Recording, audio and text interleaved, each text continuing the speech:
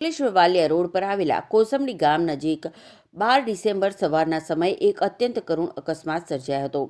Bike અને રિક્ષા વચ્ચે ધડાકાભેર ટક્કર થતાં બંને વાહનમાં ભીષણ આગ ફાટી નીકળી હતી, જેમાં રિક્ષામાં સવાર એક મહિલાનું જીવથી ભૂંજાઈ જવાથી કમકમાટી ભર્યું મૃત્યુ નીપજ્યું હતું.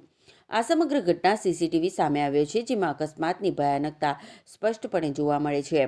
સીસીટીવીમાં દેખાય છે કે સૌથી પહેલાં બે ટુ વ્હીલર વાહન એકબીજા સાથે ધડાકાભેર અથડાય છે. એ જ સમયે સામેથી એક ટ્રક આવે છે અને ટ્રકની પાછળ એક રિક્ષા આવે છે. રિક્ષા ચાલક બ્રેક મારવા જતાં કાબુ ગુમાવી દે છે અને રિક્ષા પલટી મારી દૂર ફંગોળાઈ જાય છે, જ્યારે ટુ વ્હીલર પણ ગલોટિયું ખાઈને ફેંકાઈ જાય છે. રિક્ષા સાથેની આ જોરદાર ટક્કર બાદ અચાનક ભયાનક આગ ભભૂકી ઉઠે છે. પ્રાથમિક માહિતી અનુસાર અંકલેશ્વર વાલિયા રોડ પર કોસંબડી ગામ પાસે બાઇક અને રિક્ષા વચ્ચે જોરદાર ટક્કર થઈ હતી. ટક્કર એટલી જોરદાર હતી કે અથડામણ બાદ તુરંત જ બંને વાહનમાં આગ ભભૂકી ઉઠી હતી. આગની જ્વાળાઓ એટલી વિકરાળ હતી કે રિક્ષામાં સવાર ચંપાબેન વસાવાએ બહાર નીકળવાનો ખૂબ પ્રયત્ન કર્યો, પણ નીકળી ન શક્યા અને જીવતા ભૂંજાઈ જતા તેમનું ઘટના સ્થળે જ કરુણ મોત નીપજ્યું. જ્યારે બબલુકુમાર, શર્મિષ્ઠાબેન વસાવા અને નીલાબેન વસાવા એમ 3 લોકો ગંભીર રીતે દાઝ્યા છે, જેઓને સારવાર માટે પ્રથમ ગડખોલ પીએચસી અને બાદમાં ભરૂચ સિવિલ હોસ્પિટલ ખાતે ખસેડવામાં આવ્યા છે.